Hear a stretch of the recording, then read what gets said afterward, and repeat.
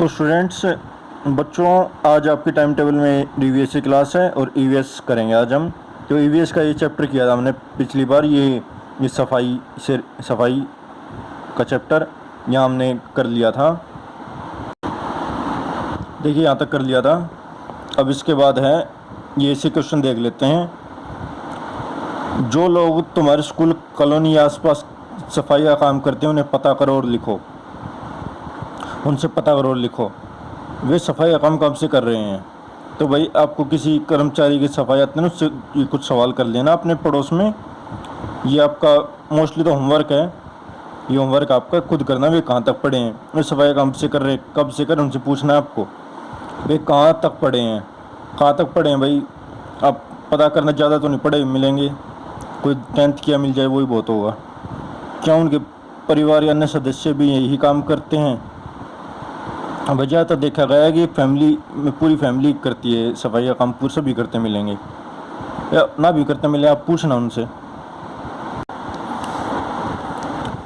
उन्हें ये काम करने में क्या क्या कठिनाई आती हैं। तो क्या क्या कठिनाई आती हैं भाई, सफाई का काम करने में क्या क्या कठिनाई आती होंगी भाई। लोग और सफाई करते हैं, किसी जगह बहुत सारा कूड़ा होता है, उसको उठाना होता है। या कई बार साफ़ करते हैं लोग, वैसे बार बार साफ़ करते हैं, डेली आके लोग दोबारा खिलाते, सफाई का ध्यान नहीं रखते। और कभी उनकी तनख्वाह समय पे नहीं देते हैं। या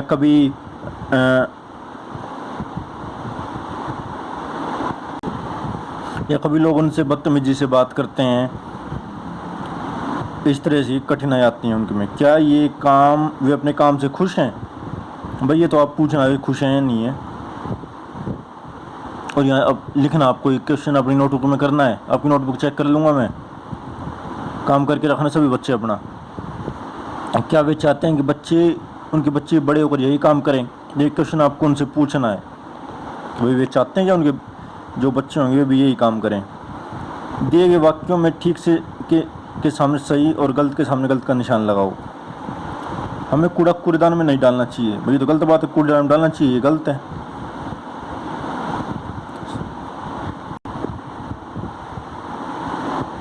स्वस्थ रहने के लिए साफ सफाई बहुत आवश्यक है। हाँ ठीक बात है ये, बिल्कुल।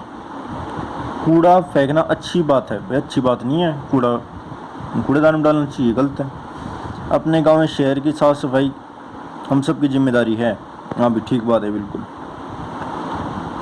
सबको हमें अपना शहर, अपना कॉलोनी, अपना जहाँ भी हम रहते हैं वो साफ़ रखना चाहिए।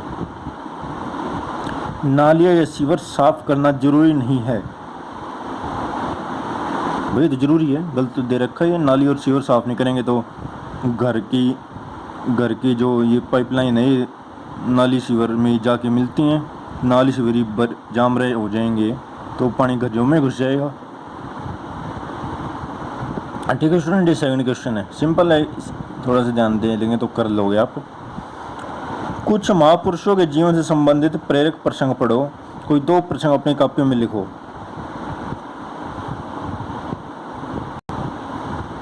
तो बच्चों ये करना है आपको। इसका है, इसमें यह नहीं बता रखा कि वो प्रसंग सफाई से रिलेटेड होने चाहिए या नहीं होने चाहिए। तो एक महात्मा गांधी वाला तो अभी पढ़ा था आपने, वो कस्तूरबा वाला, उसने स्कूल खुलवाया था उसका साफ़ सफाई करवाने के लिए बच्चों की। तो अभी मैं आपको यहाँ राजा राम मोहन राय के बारे में बता देता हूँ। साफ़ सफाई से तो नहीं है, पर ये काफ़ी जाना पहचाना प्रसिद्ध नाम है। और इससे आप ये मतलब ये जो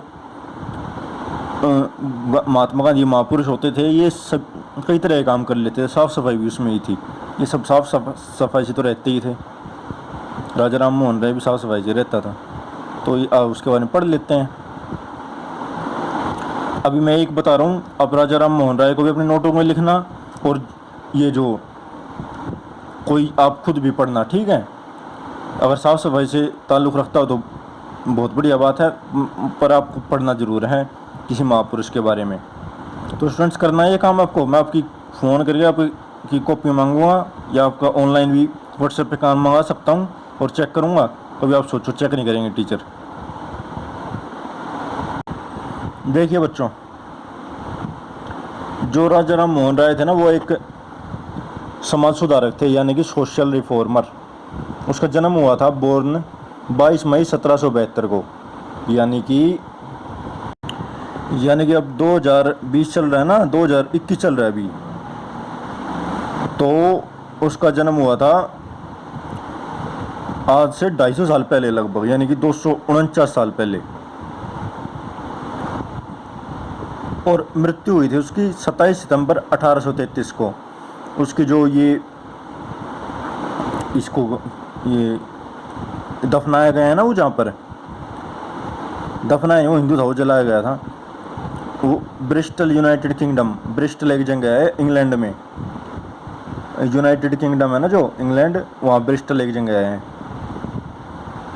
उसने स्थापना की थी ब्रह्मो समाज की, ब्रह्मो समाज आत्मीय सभा, प्रेसिडेंशियल यूनिवर्सिटी और हिंदू स्कूल। उसने किस लिए प्रसिद्ध है, क्या किया था उसने ऐसा? तो भाई वो सोशल रिफॉर्मर था, वो क्रांतिकारी नहीं था, रेवोल्यूशनरी नहीं था, वो सोशल रिफॉर्मर था। उसने सती प्रथा का अंत किया था।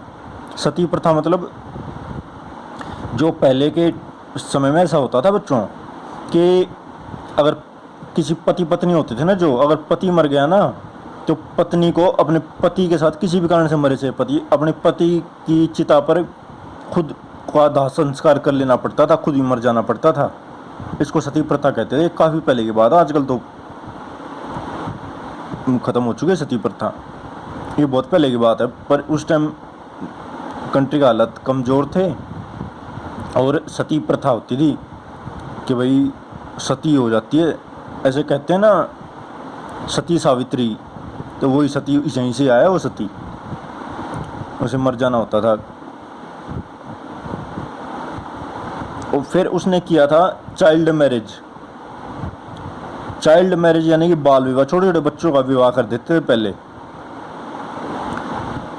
यानी कि कम उम्र के बच्चे जो होते थे ना, बहुत छोटी छोटी उम्र के, यानी 10-10, 12-12 साल के बच्चों का विवाह कर देते थे। और फिर अपने वे बाल विवाह हो जाता। फिर इतने छोटे बच्चों का विवाह हुआ तो पढ़ेंगे कब, कब कुछ खेले कूदें कब, उनका तो इतनी जल्दी विवाह हो गया। ये अभी पीछे पड़ा होगा महात्मा गांधी और कस्तूरबा का भी बहुत कम उम्र में शादी हो गई थी, तो उसने बाल विवाह और सती प्रथा का अंत कराने में मदद की थी राजा राम मोहन राय ने।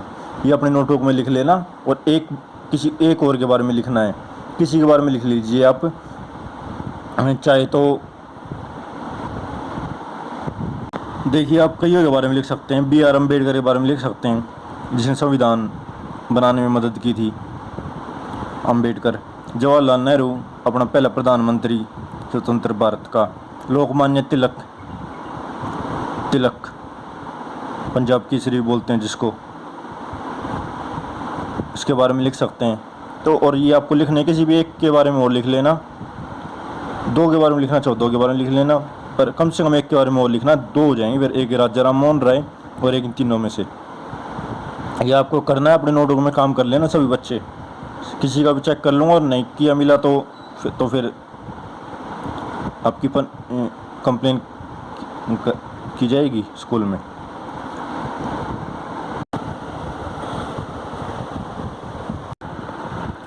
तो स्टूडेंट अभी अपना नेक्स्ट चैप्टर शुरू कर लेते हैं, चैप्टर नंबर 4 पार्ट 4, हौसलों की उड़ान।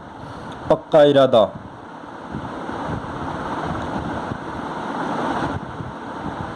वहीरा बोल बोल कर अखबार पढ़ रही है, बेटियों ने रचा इतिहास। वहीरा, देखो ये लड़की वहीरा है, ये उसका छोटा भाई है, उसकी मम्मी है।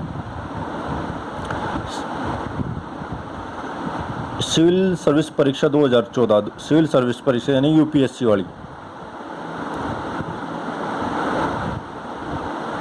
इरा सिंघल ने प्रथम स्थान प्राप्त किया। ये काफ़ी ये जो आईएएस की परीक्षा होती है ना, इसे सिविल सर्विस परीक्षा बोलते हैं। ये देखो ये इरा सिंघल है। ये इरा सिंघल जो थी, ये स्कोलियोसिस बीमारी नहीं बल्कि एक समस्या है, यानी कि देखो ये लग रही है ना थोड़ी टेढ़ी सी बैठी, जिसमें रीढ़ की हड्डी एक और झुक जाती है, यानी कि रीढ़ की हड्डी है ना जो हमारी एक तरफ झुक जाती है, टेढ़ी हो जाती है। जिन बच्चों में समस्या होती है उनमें उम्र बढ़ने के साथ हड्डियों के विकास के कारण यह समस्या बढ़ती जाती है। जिन बच्चों में ये प्रॉब्लम होती है ना, उनकी समस्या रीढ़ की हड्डी बड़ी होएगी ना उम्र के साथ तो और टेढ़ी हो जाती है। देखिए ये हामिद है, ये है वहीदा, वहीदा की अम्मी। वहीदा इस इरा सिंगल के बारे में पढ़ रही हो क्या? उसकी मम्मी पूछती है, इरा सिंगल के बारे में पढ़ रही हो तुम? वहीदा हाँ मम्मी, अखबार के इस साक्षात्कार में उन्होंने बताया है मुझे रीढ़ की हड्डी की समस्या जन्म से ही थी। मतलब इस जो ये है ना ये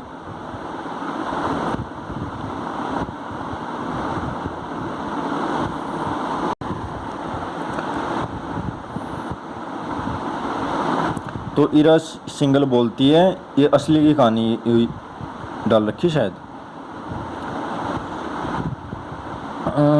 मुझे रीढ़ की हड्डी स्कोलियोसिस ये बीमारी का नाम है कि समस्या जन्म से ही थी। 7-8 साल की उम्र में इसके कारण अधिक परेशानी होने लगी थी। तो 7-8 साल की उम्र में इसको परेशानी होने लगी। मेरे हाथ व पैरों की समस्या में भी समस्या थी। रीढ़ की हड्डी जैसे जैसे बढ़ती गई वैसे वैसे मुड़ती गई। हाँ जैसे बड़ी होती गई ना ये रीढ़ की हड्डी उम्र के साथ वैसे वैसे मुड़ती भी गई। रीढ़ की हड्डी जैसे जैसे बढ़ती गई वैसे वैसे मुड़ती गई। इसके लिए ब्रेस होता है ना, वो देखो कुछ लोग अपनी कमर पे एक ब्राउन कलर की एक पेटी सी बांधे रहते हैं, उसको ब्रेस बोलते हैं। सीधी हो जाती है, उससे रीढ़ की हड्डी सीधी होने लग जाती है। इनको ब्रेस लगाई जाती है इन पे। इन समस्या के कारण मैंने कभी हार नहीं मानी। तो मतलब ये इसके शरीर में प्रॉब्लम थी पर इसने हार नहीं मानी कभी। अम्मी पढ़ाई के साथ साथ इरा और भी कई शौक रखती है, जैसे डांस करना, एक्टिंग करना, थिएटर और यात्राएं करना। ऐसे और भी शौक है भाई इस लड़की के, जैसे डांस करना, जैसे डांस भी कर लेती थी, एक्टिंग करना एक्टिंग कर लेती थी, थिएटर और यात्रा करना। यात्रा मतलब घूमना फिरना और थिएटर यानी कि पिक्चर देखना, ये इसके और शौक थे। वही था अम्मी इतनी परेशानियों के होते हुए इरा का यहाँ तक पहुँचना बहुत मुश्किल रहा होगा। हाँ उस समय मम्मी पूछती हैं कि भाई इतनी परेशानी थी, जब शरीर में दिक्कत थी और भी परेशानी थी कहीं, तो उसका पहुंचना मुश्किल रहा होगा। तो उसकी मम्मी से पूछती है वहीदा, ये लड़की है वाली। तो अम्मी बोलती हैं हाँ मुश्किल तो था ही। कुछ लोगों ने यहाँ तक भी कहा कि उसे विशेष आवश्यकताओं वाले बच्चों के स्कूल में ही पढ़ाना चाहिए, यानी कि स्पेशली डिसेबल्ड बच्चे होते हैं, जैसे वो आपने देखा होगा मूवीज में भी दिखाते हैं, वो आमिर खान की मूवी थी ना तारे ज़मीं पर, छोटे बच्चा होता है वो, उसको डिसेबल्ड वाले स्कूल में भेज देते हैं। लेकिन उसने हार नहीं मानी। लेकिन इसने क्या नाम इसका, इरा सिंगल ने हार नहीं मानी। इरा का कहना है कि हमें अपनी कमियों पर ध्यान देकर अपनी खूबियों को बढ़ाना चाहिए। यहाँ पे देखो कितनी अच्छी बात बोली इस लड़की ने, कमियों को ध्यान न देकर अपनी खूबियों को बढ़ाओ। इतने में पूनम दीदी आ गई। वे देख नहीं सकती, वे एक स्कूल में पढ़ाती हैं। अच्छा पूनम दीदी है इसकी, इस वहीदा की एक पूनम दीदी आ गई इतने में, जो उसकी वो भी उसकी आई साइट गई हुई है पर फिर भी वो स्कूल में पढ़ाती है। हामिद दीदी आज आपके स्कूल की छुट्टी है? दीदी हाँ, तुमने भी तो स्कूल नहीं गए। दीदी बोलती है कि हाँ तुम भी नहीं गए। हामिद दीदी आप बिना देखे पढ़ाने का काम कैसे करती हैं? वो पूछता भाई जब दिखाई देता आप पढ़ाती कैसे हैं? आपको कैसे पता चलता है कि कौन कौन से बच्चे कक्षा में हैं और कौन कौन से नहीं?